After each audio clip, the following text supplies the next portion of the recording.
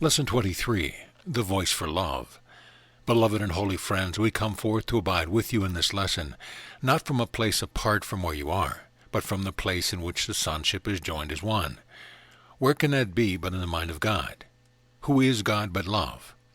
Therefore, in each moment when any mind surrenders its identification with its illusions, when it surrenders its identification with its own thought, with its own needs, with its own perceived desires, and rests into perfect silence, it rests into the voice for love. It learns to ask only of that voice. What would you have me do in this moment? More and more the voice of love begins to inform the decision, the thought process, the vision, the revelation, and in your world the action or behavior that is expressed through the temporary coalescing of energy into the illusion of the body.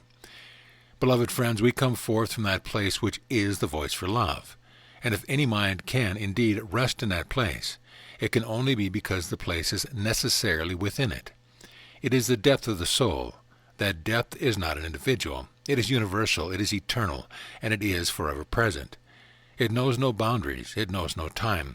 It simply is love. So we abide in that place and we speak forth from that place. And you would well receive it if at any time when you and your mind are struck by the truth of what is being shared. It is only because you have chosen in that moment to open your own internal access to the voice for love. What is triggered, what is activated or remembered is that part of you that is love itself. That part of the self, the depth of the soul, that is forever one with God. The great trick of evolution, if you would permit me to use such a term, is to grow the soul's awareness so that it rests in that depth of silence, and yet does not need to withdraw or turn away from the expression of creation to do so. That is, it need no longer judge the body. It need no longer judge the world that you see around the body. It need no longer strive to ascend to some spiritual height in which all things disappear. But rather to the contrary, the soul, in its maturity, has ascended into union with the voice for God. That is, it has ascended into the depth of its soul. It has learned to stabilize itself in that internal silence.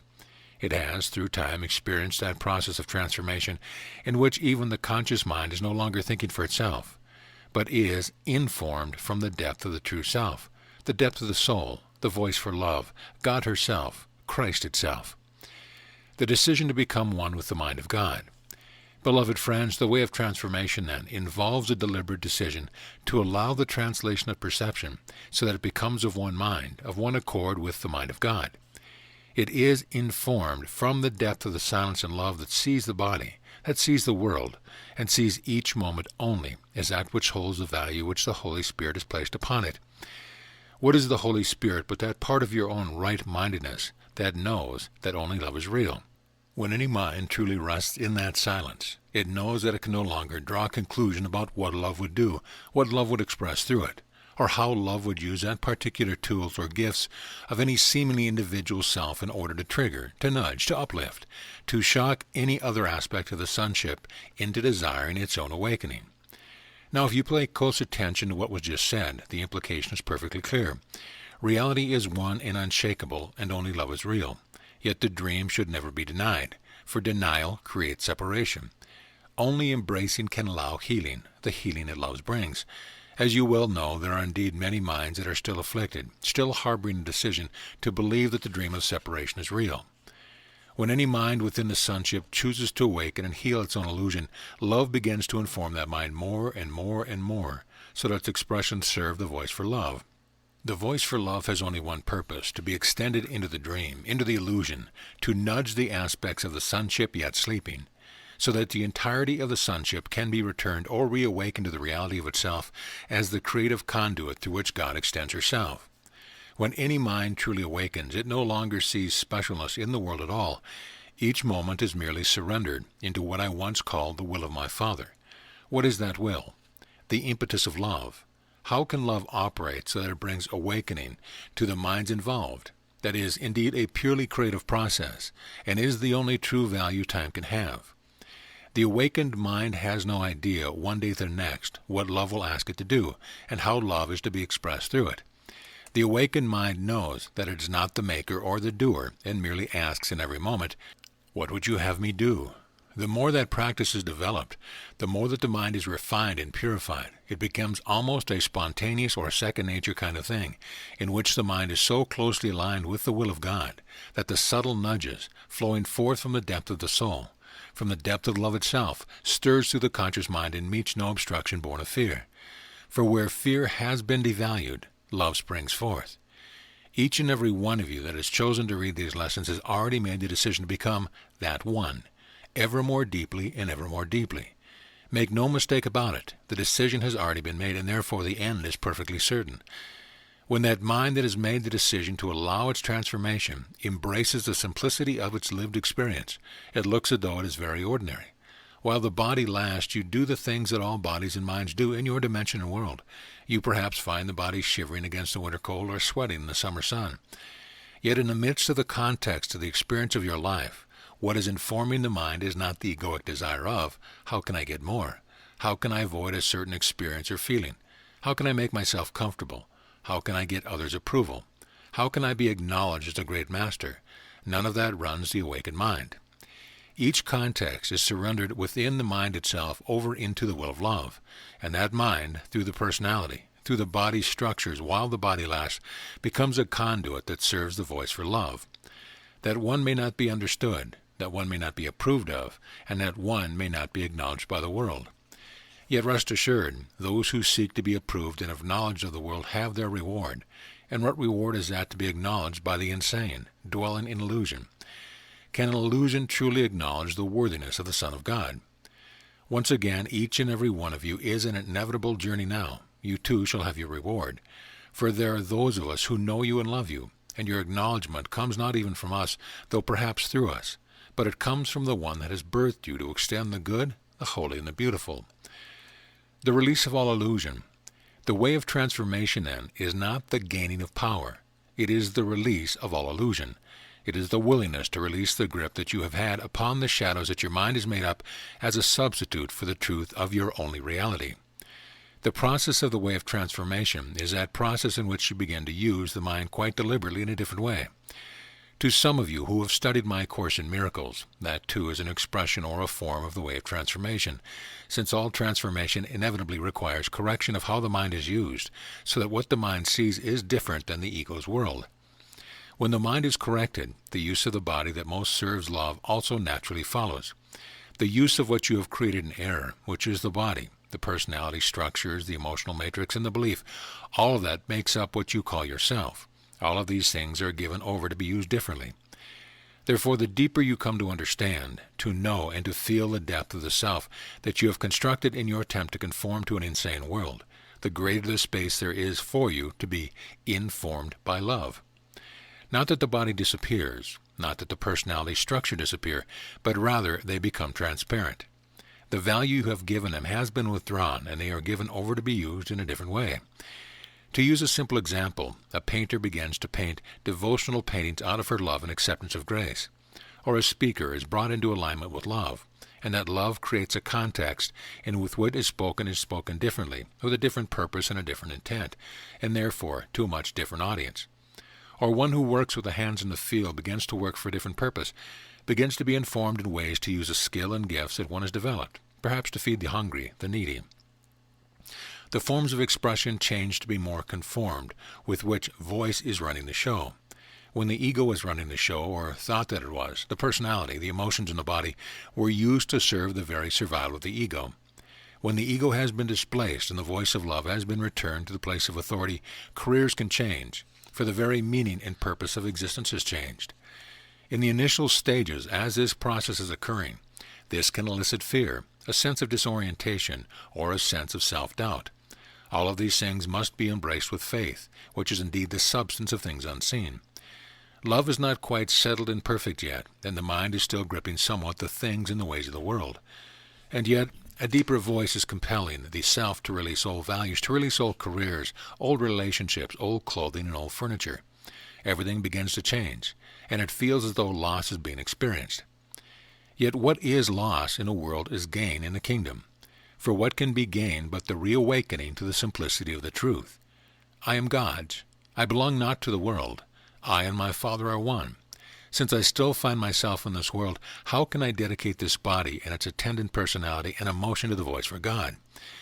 And that becomes the sole purpose, both the soul as only, and the soul as the essence of your being. The soul, S-O-L-E, soul, S-O-U-L, purpose, becomes the willingness to allow love to inform each moment. It is quite true that such a one, born of love, can be very misunderstood by the world. Such a one, I once said, is one born like the wind.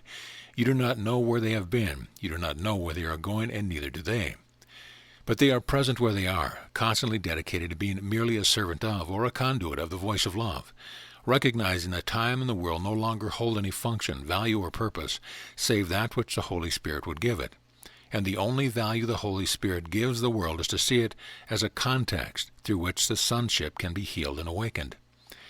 The way of transformation does indeed require commitment, a deliberate choice. This can be the value by way of initiatory experience.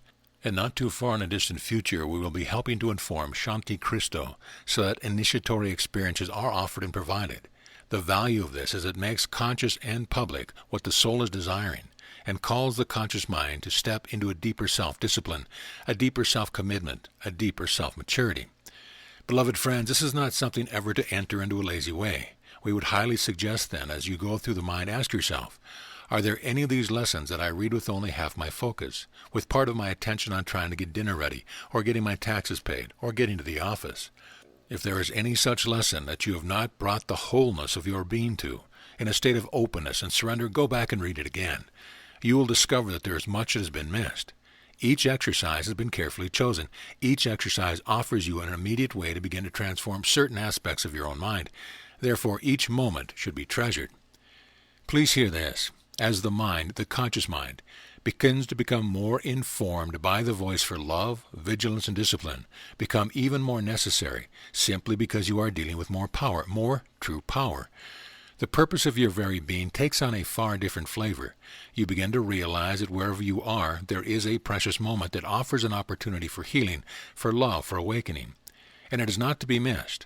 Each moment of your existence in this plane of density is not to be missed.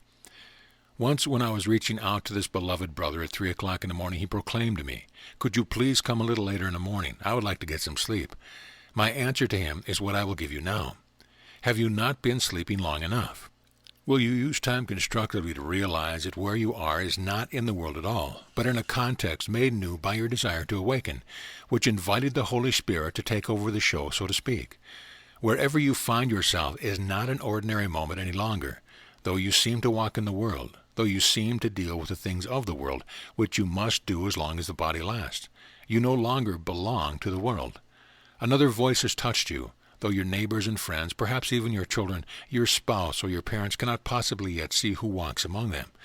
You are a disciple of Christ, and Christ is the Father's only creation, created in love, as love to extend love. You are in the most important journey anyone can ever take. You are in the most important journey that anyone can ever take, a journey without distance to a goal that has never changed, even into a place that is unchangeable forever.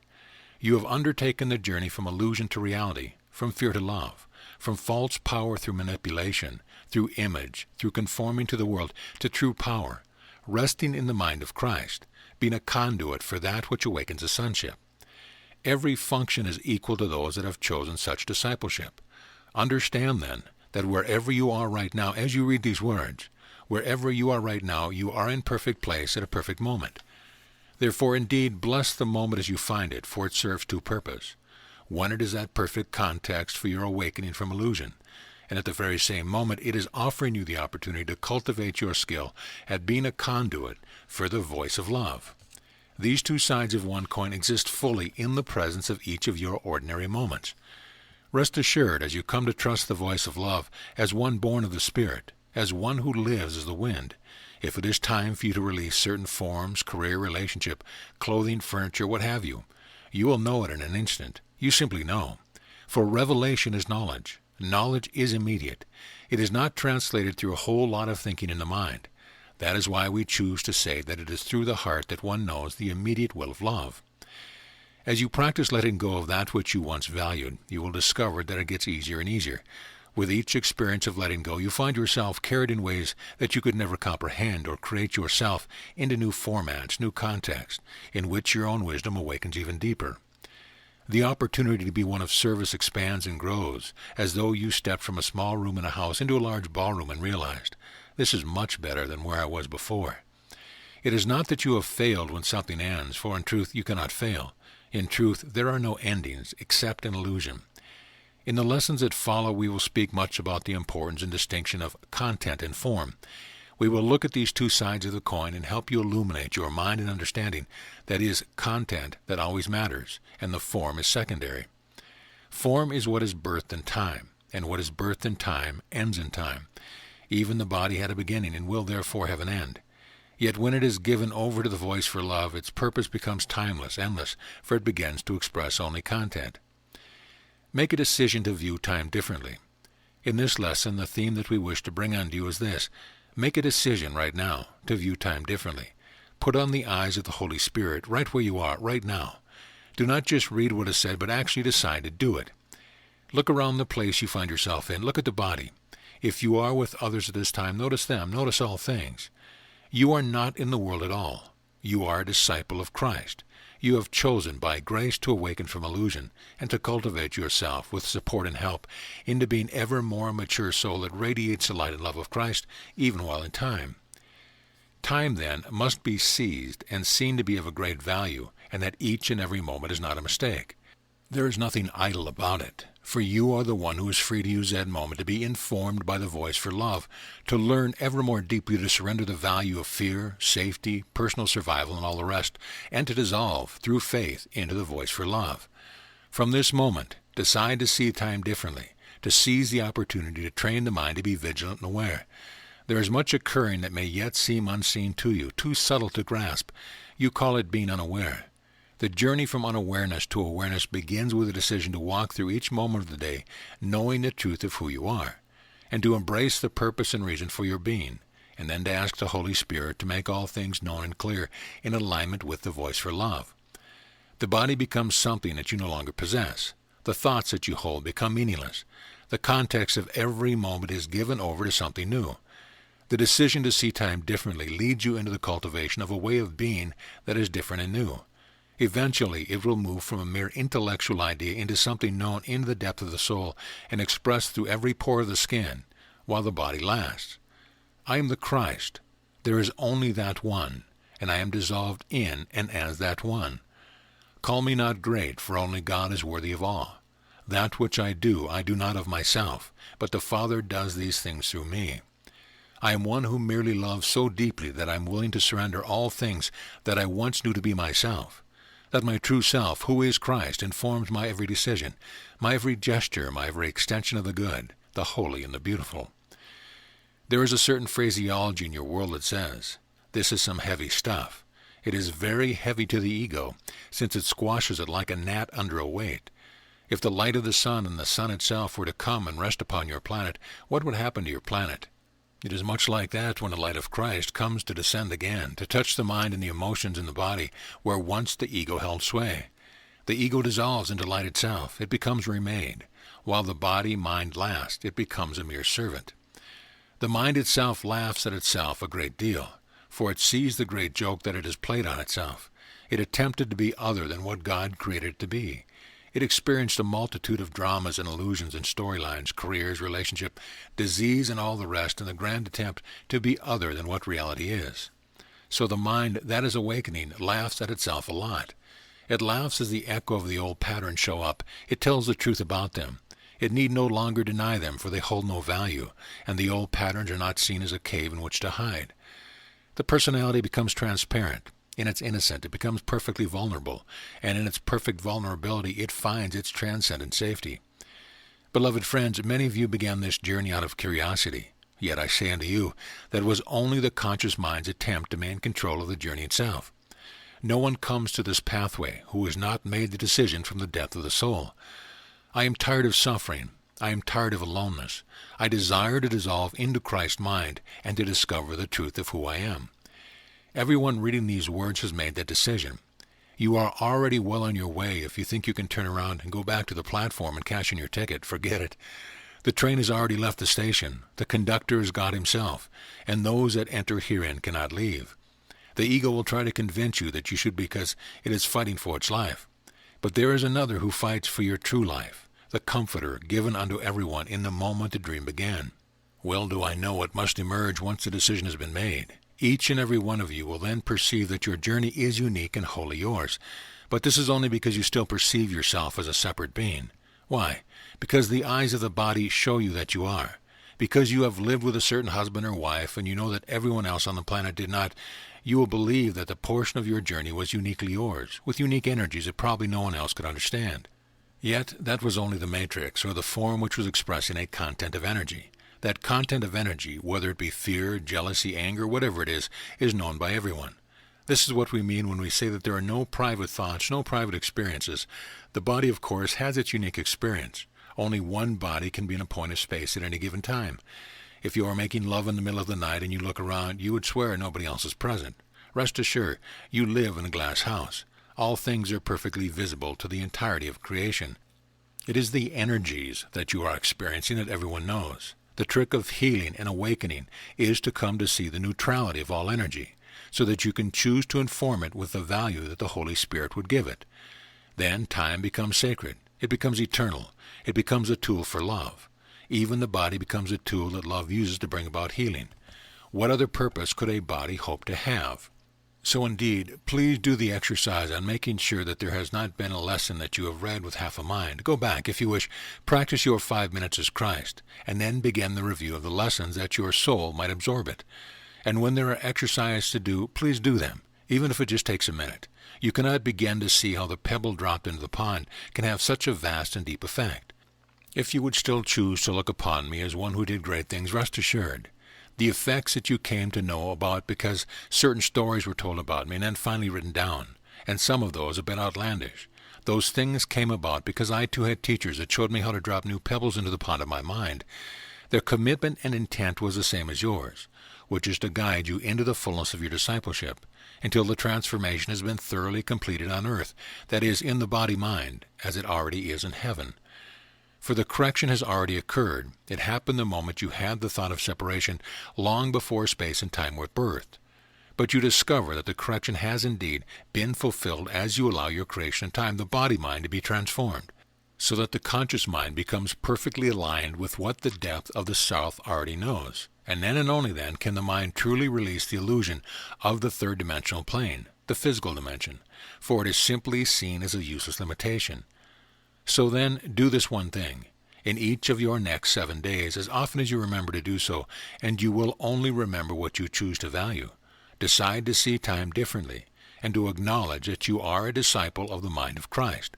Decide that nothing matters to you other than the simplicity of allowing the disillusion of illusion, so that Christ can come and live where once the ego dwelt in authority. A simple exercise. And if a day goes by in which you forget it, it can only be because in that day you have valued something else.